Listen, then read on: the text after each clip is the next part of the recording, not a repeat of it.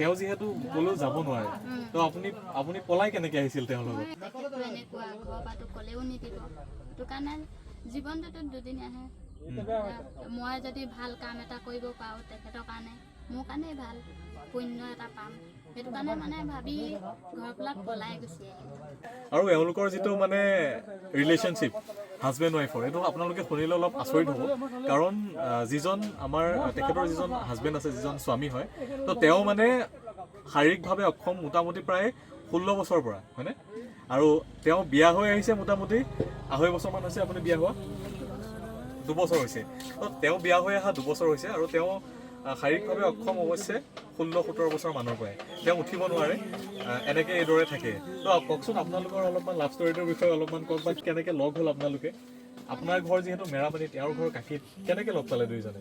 ইয়াতে লগৰ এজনী আছিলে, তাইৰ লগত কথা পাতি পাতি এনেকৈ মানে নম্বৰ দিলে, কথা পাতিলে, তেনেকৈ আৰু কথা পাতি পাতি আৰু চেনেলটো লাগিলে, লগৰকেইজনীয়ে দিলে, সিহঁতৰ লগত কথা পাতিয়ে মানে পিছত এবছৰমান আমি বন্ধু হিচাপে পাতি আছিলোঁ। তাৰপিছতে মানে লাহে লাহে আৰু হ'ল আৰু তাৰপিছতে এনেকৈ যিহেতু তেখেতো এনেকুৱা ঘৰৰ পৰাতো ক'লেও নিদিব, সেইটো কাৰণে জীৱনটোতো দুদিন আহে। মই যদি ভাল কাম এটা কৰিব পাৰোঁ তেখেতৰ কাৰণে, মোৰ কাৰণেই ভাল, পুণ্য এটা পাম, সেইটো কাৰণে মানে ভাবি ঘৰৰ পৰা পলাই গুচি আহিলোঁ। মানে আপুনি গম পাইছিলে বিয়া হোৱাৰ আগতে তেওঁ যে এনেকুৱা, আপুনি গম পাইছিলে তেওঁ উঠিব কৰিব নোৱাৰে, গম পাইছিলে?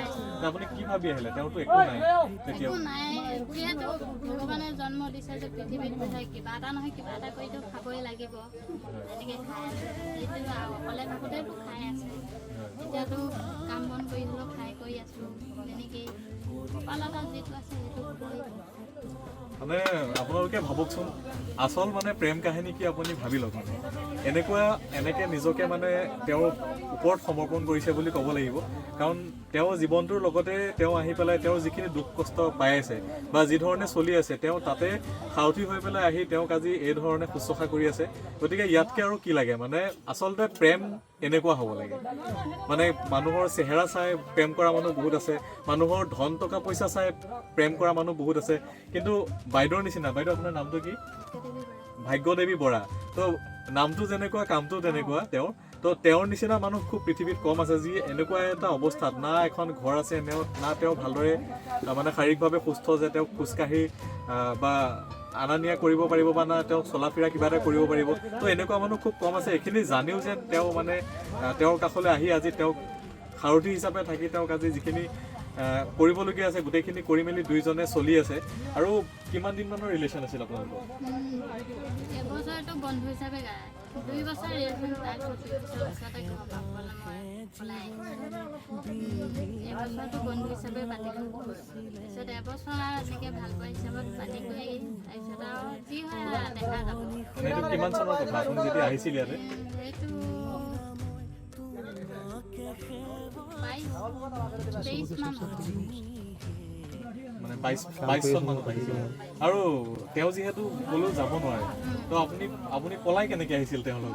ঘৰৰ পৰা মানে গাড়ীত ফোনাফোনি হ'ল, আৰু লগৰ এজনীও আছিলে, তাইৰ লগতো যোগাযোগ কৰিলোঁ, গাড়ী ফোনাফোনি কৰি দিলে ক'ত কেনেকৈ নামিব লাগিব, তেনেকেই মানে আপুনি নিজে আহিছে ইয়ালৈকে? নিজে আহিছোঁ। আপুনি অহাৰ পিছতো ঘৰখন এনেকুৱাই আছিল নে অলপ বেলেগ আছিলে? এনেকুৱাই আছে,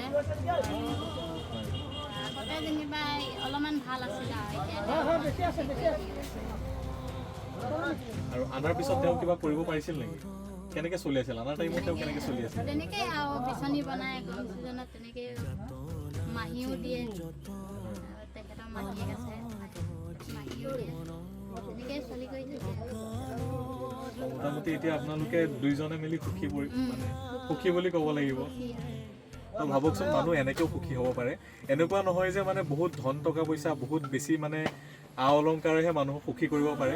আচলতে তেওঁ যিখিনি ত্যাগ কৰি নিজে ইয়াতে আহি তেওঁৰ লগত আহি তেওঁৰ সমভাগী হৈ যি ধৰণে তেওঁ জীৱন যাপন কৰি আছে, সেইটো সঁচা সঁচি প্ৰেম বুলি ক'ব লাগিব। আচল প্ৰেম এনেকুৱাহে। মানে বহুত এনেকুৱা বহুত আজিকালি ৰিলেশ্যন আছে যি অকল টকা পইচা চিনি পায় বা অকল কাৰোবাৰ চেহেৰা দেখি গুচি যায়, কিন্তু এনেকুৱা ধৰণৰ প্ৰেম আপোনালোকে পৃথিৱীত হয়তো খুব কম দেখিব। বহুত ধন্যবাদ আপোনাৰ এনেকুৱা পদক্ষেপৰ কাৰণে। আপোনাক আকৌ এবাৰ ধন্যবাদ জনাইছোঁ আৰু সদায় একেলগে থাকিব বুলি আশা কৰিলোঁ। আমি যিখিনি পাৰোঁ তেওঁলোকক সহায় কৰি দিবলৈ চেষ্টা কৰিম। ধন্যবাদ।